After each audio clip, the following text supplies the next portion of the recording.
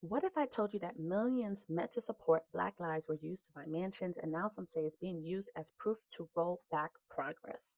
Let's talk about civil rights fraud and why this fight is far from over.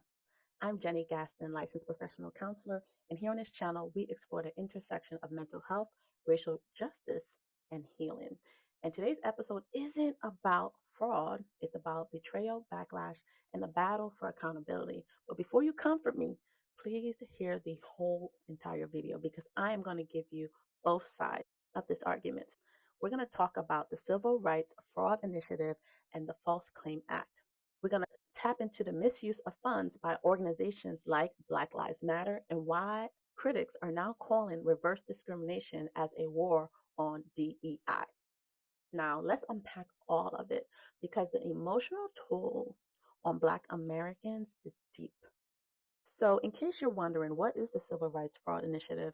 It's a new effort by the U.S. Department of Justice to crack down on fraud in the name of civil rights. In plain terms, if an organization, school, nonprofit, hospital says it's helping Black communities and apply for federal funding and it doesn't follow through, they can be sued under the False Claims Act. This initiative is about accountability, but not everyone sees it that way. Now, the False Claims Act allows anyone, including regular citizens like you and I, to report fraud.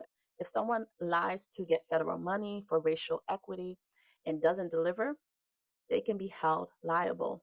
Whistleblowers are protected and, in some cases, financially rewarded for coming forward.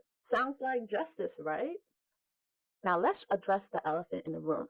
Black Lives Matter Global Network Foundation. After the murder of George Floyd, during the height of the pandemic, the world donated millions. The mission was clear, support Black lives, but reports later revealed that some of those funds went toward gated mansions, lavish parties, questionable salaries. The list goes on and on. And this wasn't just a financial failure, it was an emotional betrayal. People were grieving, traumatized, desperate for resources, and the money didn't show up where it was needed. Let's address the mental health fallout. You have betrayal trauma, and that's when a trusted organization fails to deliver, right? It mimics emotional abuse and it creates distrust and pain. Then you have community isolation. We pull away from nonprofits, therapists, even faith communities, wondering who can we trust? And then there's this delayed healing. Why? Because the money meant for mental health programs, safe housing, or grief support was diverted, and that leaves wounds untreated. Let's get to critics and the backlash. Is this about DEI rollback? Here's where things get a little complicated. While the Civil Rights Fraud Initiative sounds like justice, critics say this isn't about fraud, it's about freezing progress. Some believe this initiative is being weaponized to frame racial equity efforts as scams, paint DEI programs as suspicious or harmful. Others also believe it justifies eliminating DEI from institutions like the military, colleges, and corporate America. We've already seen states try to ban DEI roles in higher education and government jobs. The fear is because one group, BLM, misuses funds and suddenly all racial justice is under fire. That creates a chilling effect. People are applying for grants, leaders are pulling back, and progress is slowing down. So, what's the truth? Well, both can be true. There can be misusing funds meant for Black communities, right? Where that is wrong, period. But using that misuse to discredit all equity work is dangerous.